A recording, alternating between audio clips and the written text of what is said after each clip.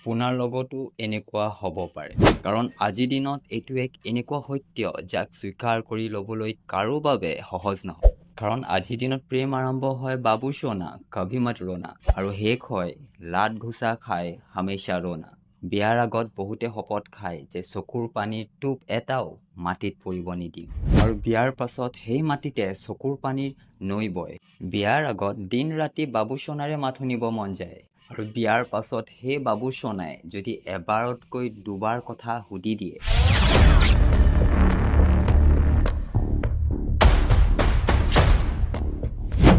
এনেকুৱা অৱস্থা হ'বলগীয়া হয়।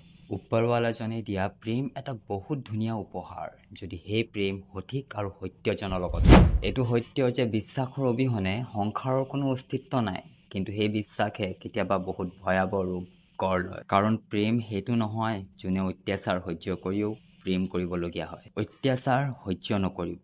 অত্যাচাৰ শব্দটোৱে এক গালি যিয়ে প্ৰেমৰ অৰ্থক ধ্বংস কৰে।